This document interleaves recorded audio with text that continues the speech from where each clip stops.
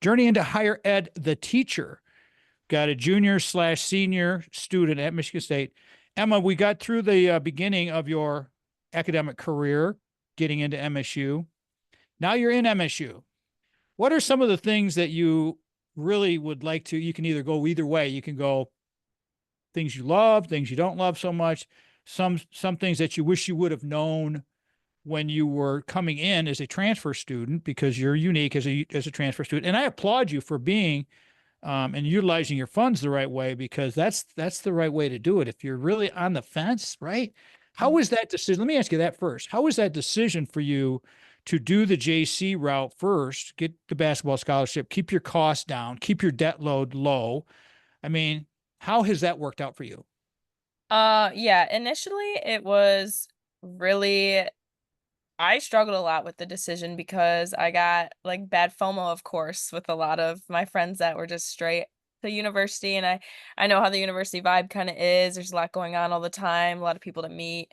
So I struggled with making the decision at first, but also I was so in love and passionate about sports and my athletics all the time. And I did really want to go to a bigger city. And I was still pretty much on the fence about what I wanted to do long term. So it ended up being like the best decision I have ever made for myself, like saving money and being able to pursue the sport that I was passionate about and still meeting like so many people that are going to be in my life for a long time and just I mean even though I still don't play basketball anymore, it's like that was the best decision ever, and like it didn't change, didn't alter anything that I'm going through right now. Like I don't look back on my first 2 years of school and be like, "Oh wow, I wish that I was at MSU all 4 years." Like no, I am perfectly content like waiting and saving money, and um, I'm proud of my journey and proud of the direction I took, and I definitely recommend that to anyone whenever I hear someone going say they did, 2 years, community college. I applaud them for sure because it's not easy, but it's worth it. You have to fund all of your own higher education like you're doing. What's the magic sauce? What's the deal? Can you got something you want to share with people? We got about a minute and a half to go before we go to break. You can finish the thread when we come back. But what's the magic between the balance of working and saving money and how to what's the tip you want to give to people? I don't know, I just personally, my push and just my dedication and, like, hardworking characteristics, I got all from my parents because 'cause they've always had jobs growing up, and I I am so grateful and the fact that they taught me to just earn things for myself and not have to rely on anyone, and I think, like, I've seen how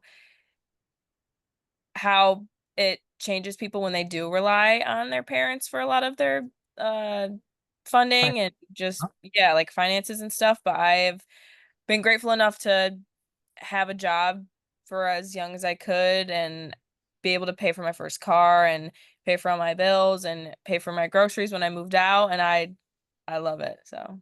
What are some of the tips you'd like to give to young people, parents, grandparents, whatever that are out there with the social aspect of the higher education? Go ahead. Right, for me, I got lucky enough to find roommates and find a very good crowd of people to surround myself with that they don't make me feel like I have to change who I am, and coming into a super big college with so many people, so many different people, it can be scary kind of, branching out, reaching out, I mean, it's definitely easy to be in social settings, but it's not easy to be social. So I think like in my classes I've taken, I it's been great experiences. Like, every single person in my class has been so easy to talk to, and I think it's because we're all in the same boat. College is scary at times, and it's a completely different world than high school, and everyone has moved away from their hometown for most of the part. So it's all about finding people who just make you feel like you can be yourself and you don't have to kind of put on a filter or be a little bit fake. And with just such a big atmosphere and such a big school, like it's hard not to fall into kind of the toxic environment of maybe like the partying and the drinking and all this stuff that you can fall into. But I think when you again stick around people that don't make you feel like you have to do that, it's just a big eye opener and it's comfortable. How did you figure that out so quickly? I mean, were you just, do you think you were just fortunate and got lucky? Yeah, I mean, I got super lucky. Like the people I live with now, the girls I live with now, my roommates, they're from pretty close to my hometown. And I think like we all are very similar. We have very similar personalities and similar just characteristics about ourselves. We love to be social, but we also love our alone time and we like just the simplicities of life a lot more than always having to be super busy and having to put expectations on like our school year and our weekends. Like if we want to do just a craft night, we'll do a craft night. If we want to go out, we'll go out. If we want to stay in and just watch a movie, we'll do that. So I think it's about just having people that respect kind of your interests and your boundaries. I think that's a really huge part. And personally, I've never been big into drinking ever, and it's definitely hard kind of coming to a big university where that's the norm, quote unquote norm is going out every weekend. And but I kept that true to myself, and I don't ever just get pressured into doing anything because of everyone else doing it. How did this happen with your long-term substituting? You set up the whole thing. I'll give you the signal when we got to go to break, then we can just continue the whole story because that's what we're going to do the rest of the show is talk about that and how we impact kids and young people. So how did it happen? What happened? Yeah, definitely.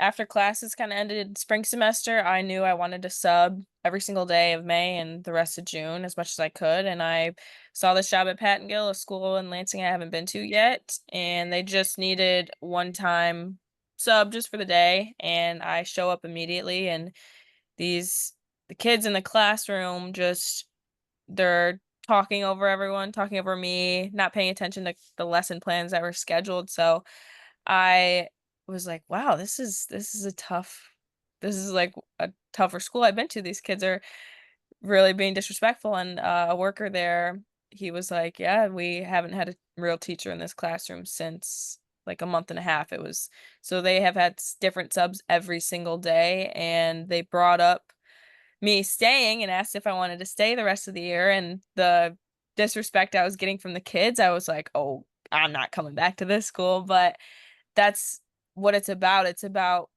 they were acting like that because they didn't have someone that stuck with them, and it's all about consistency, consistency, consistency.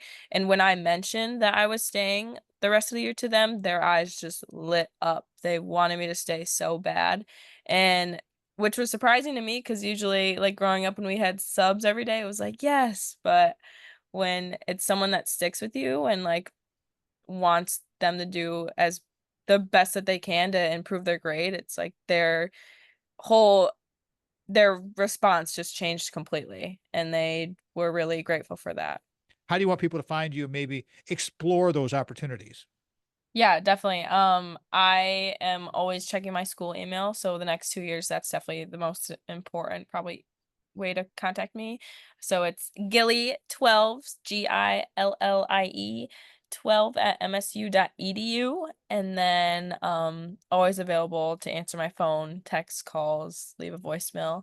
This is probably a huge topic, how educators respond to children with IEP. What does IEP mean?